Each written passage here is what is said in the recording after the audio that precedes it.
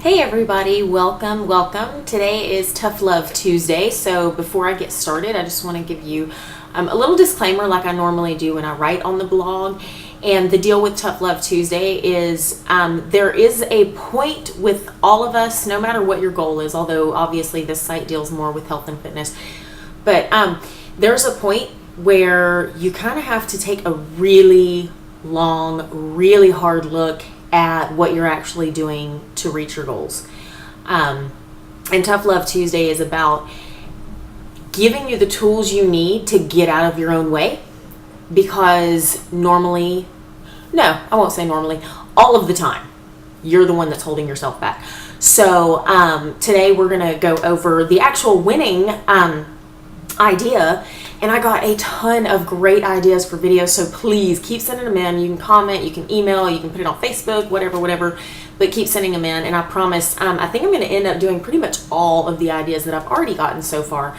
And there were some really good ones, and there's, think outside the box a little bit. So for today, though, we're going to be going over excuse busting and how to get past that easy button syndrome kind of thing.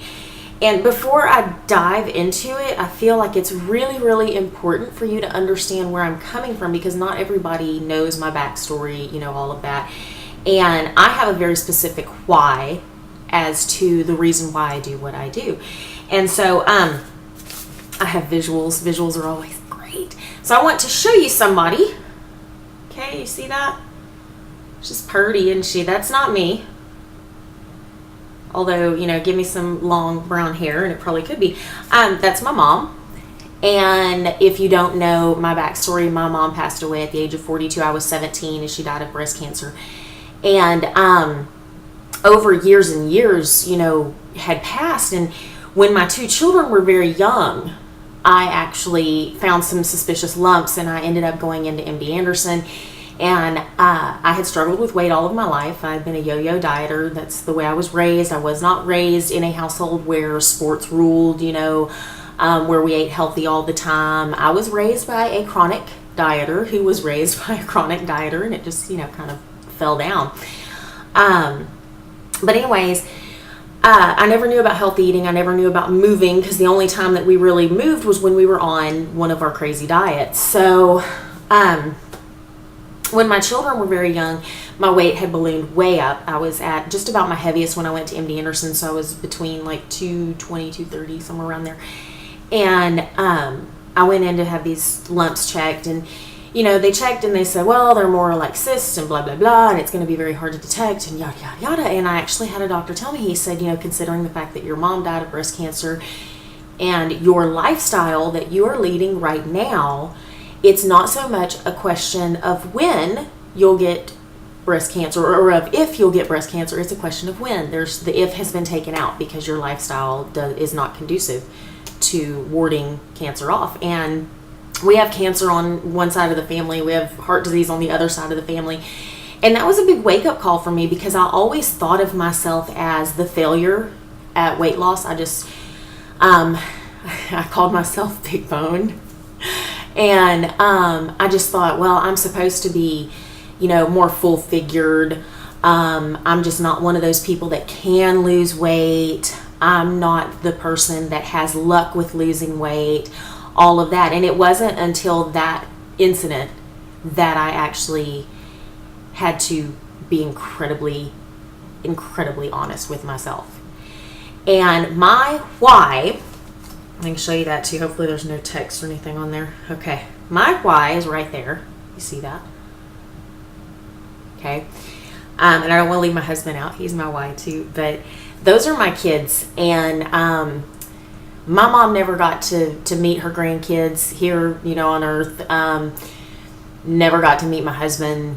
Never got to see her daughter get married, anything like that. And my why is I'm giving myself a fighting chance. And by giving myself that fighting chance, by investing that small amount of time in myself every day, okay, moms, I'm talking to you who say you just don't have the time. by investing that small amount of time in myself every single day, I'm giving my kids the gift of a mom that's going to be around. You know, I can't control everything. I can't control car wrecks. I can't control things like that. But I don't leave anything up to fate. I know that there are things I can control, and I can control my food, and I can control how much I move, and I can control my risk factors. And I'm happy to report that after I lost the 100+ pounds and went in for my blood work and all, the doctor said I had blood that people would kill for. It was a phenomenal, complete and total 180 whole lifestyle. But it did not happen overnight. And so today we're going to be talking about busting through excuses. And like I put yesterday, and I got a lot of laughs from it, I eat excuses like some people eat donuts, okay? I cannot stand excuses though. If you give me an excuse, if you're ever face to face with me and you give me an excuse, I'm going to devour it. There's just no, I get irritated. I get, my heart rate starts to go up. My ears start to get a little red. And it's because when you've gone from one end to the other, when you've gotten over that hill, all you want to do is get other people over there with you because it's so awesome. And I have a guest blogger. She's going to have her blog up tomorrow, and I really want you to come back and read it. Because she uses a phrase, and I've used it before, but just the way that it fits into her blog, and I loved it. She said, I decided to show up for my own life. And so before you go on in this video, I want to ask you, are you showing up for your life every day? Are you showing up?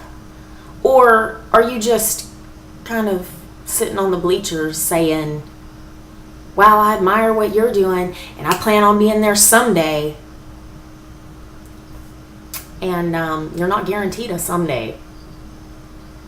So today, right now, is your day. So for those of you that made it through that and stuck with me, let's get started. All right, if you really want to make me hot under the collar, you're going to use your kids as your excuse why you can't maintain a good health and fitness regimen. So I'm going to try to make this really quick. Your kids, here's the thing. When you use your kids schedule, anything like that, by the way, mom, you're in charge of that schedule. Gasp! There have been plenty of times when I've had to tell my kids, our family time is taking a beating, not my workout time. Our family time is taking a beating because of all the stuff you have going on. And we have a lot going on. We have 2 kids. We have scouts, horseback riding, sports, 2 different kinds of sports, school, all of the school projects that go around. We've got 1 in elementary, 1 in junior high. All of the school projects, they're going around that. We have a million pets that we have to take care of, and the kids have their chores, and we have family things, everything going on the weekends. We're busy. We're busy people, okay? We get it. And you learn to make it work, and you learn to use the magic word no when it comes to scheduling. There's been birthday parties that they haven't been able to go to. There have been activities that they haven't been able to participate in. There's been church things that maybe just it wasn't the right time, but we do try to get them in the majority of those if they can. And it's just about prioritizing your life. You can't show up for life if you have no priority there. You just can't. So when you use your kids, when you say, oh, well, I want to be healthy, but I'm using my kid, my kid's schedule's too busy. Oh, well, you just don't understand my kid's schedules and blah, blah, blah. I do understand your kid's schedule, and I know a lot of people have also told me, well, it must be nice having your kids in school because that makes it so much easier for your fitness. And that's what I hear when you say that, by the way. I lost the majority of my 100+ pounds when my kids were very young. Like I said, that's when I went to MD Anderson. That's when I got my serious punch in the nose. Eyes water. Reality hit me square in the face. And my daughter was left in the bouncy seat crying while I was doing my workout. Nothing was wrong with her. She didn't have a wet diaper. And eventually she found it was funny. When mom was like huffing and puffing doing yoga booty ballet. But anyways, stop using your kids as excuses. Okay? Because when your health actually does fail, and all you've ever said is, I'll get healthy when my kids aren't so busy. I'll start when my kids don't need me as much. When your health fails, how do you think that's going to make your kids feel? And if you don't think they hear you, think again. Everything you don't want them to hear, they soak in like a sponge. So don't blame your kids. It's not their fault. It's your responsibility. Ladies, don't blame your husbands. Husbands, don't blame your wives. All right? It was not till 40 pounds that I need to lose do us part. Okay? It is not your spouse's job to motivate you and keep you going. That is your job to motivate you and keep you going. End of story. Don't throw your spouse under the bus. Don't say, oh, well, he needs me. Work out a schedule. Okay? Is it difficult? Yeah, it is. Is it worth it? You wouldn't believe how worth it is. You would not even believe how worth it is to be able to say, this is my life and I'm showing up every day. I'm showing up and I'm an active participant. I am no longer sitting in the bleachers. I am there. I am on the field. I am playing in my life. I have the energy. I have the drive. I have the gusto. I'm that person that people go, man, I admire that. I wish I could have that. That's what you're going to be saying. But you can't say that if you keep putting everybody else as your excuse. Stop doing that, then you'll be able to step out of your way. All right, next. It's just not the right time. Okay, this is a good one too. It's never going to be the right time. It just isn't. If you're looking for the perfect time, let me help you out. We live in an imperfect world. It's never going to be the perfect time. Nothing's ever going to be perfect. You're never going to be perfect. Your kids aren't going to be perfect. Your house isn't going to be perfect. Your equipment isn't going to be perfect. Your DVD player isn't going to be perfect. Your TV isn't going to be perfect. Your commute isn't going to be perfect. Your job isn't going to be perfect. Okay? Soak it in. Deal with it. See, I got a dog coming across in my video. Not perfect. Still going. All right? Suck it up. Pain. Okay, pain, hurt, discomfort. Those are three things that in our society we tend to interchange a lot. You need to understand the difference between them. And when I teach classes and all, I tell people, you know, if you have a knee issue, a back issue, but then I say that has been diagnosed by a doctor. If you're going to the doctor and the doctors say, we've done the MRIs, we've done the CAT scans, we can't find anything wrong, then I'm not saying that you don't feel anything. I'm not saying that at all. I have arthritis. I have, you know, I'm sore a lot. But the more you move, the healthier and more fit you get, the less sore you're going to be. But you have to get past that point. And you can't ever get past that point if you do a workout and then you get sore, and so you take 4 or 5 days off and do the workout again, and then you get sore, and so you take 4 or 5 days off, and then you go, I'm not getting results. Well, duh, you're only working out like once a week, okay? You're going to be a little bit sore. Pain, what I'm talking about is sharp shooting pains, skeletal pains. That's the kind of thing that you're wanting to look out for. Back issues.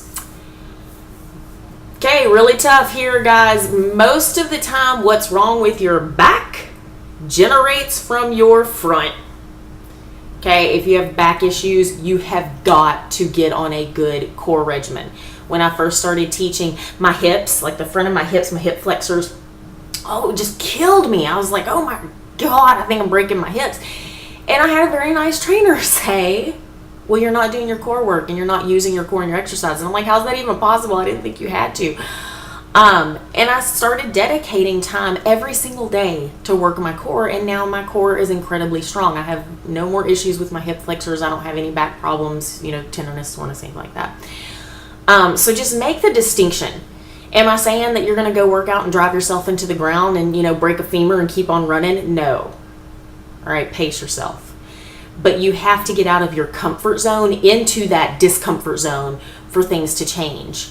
And you can't do that if you're always hanging back and standing in your own way. You've got to get up. You've got to go. You have to go. We spend so much time. These are what I call the easy button enthusiasts, okay? We spend so much time wishing and praying you know? My back is sore. Lord, would you please heal my back? Yes, he does heal. I believe that with all of my heart and soul. But I also believe that every once in a while, God's looking down on you going, really? Really? You need to go. Okay? You want proof? The Bible uses the word go 1,492 times. Okay, I had to look that up. But anyways, it uses the word go. Go. Jesus did not say, sit and be still and all that you want will be added unto you. Okay? Go. Do something in your life. Don't just sit there and expect it to come to you. People who have lost even 10 pounds, 10 pounds, 100 pounds, whatever, they've lost it because they did something.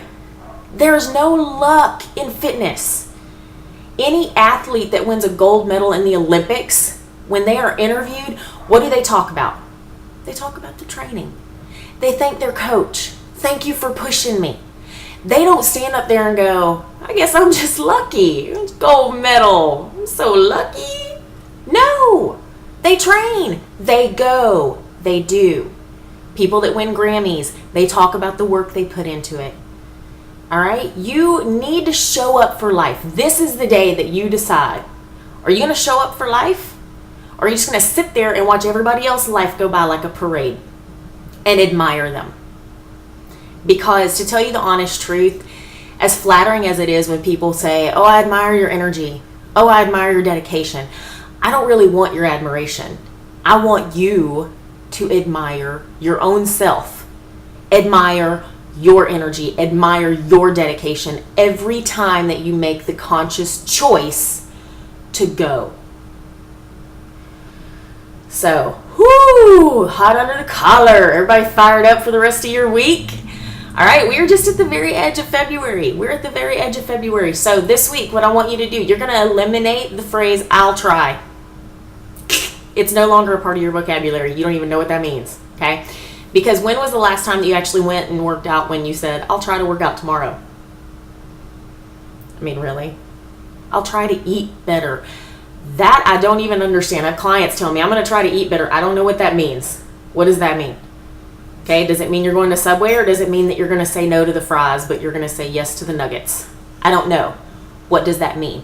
Make it definite. I'll try is no longer a part of your vocabulary because people that are present in life don't use it.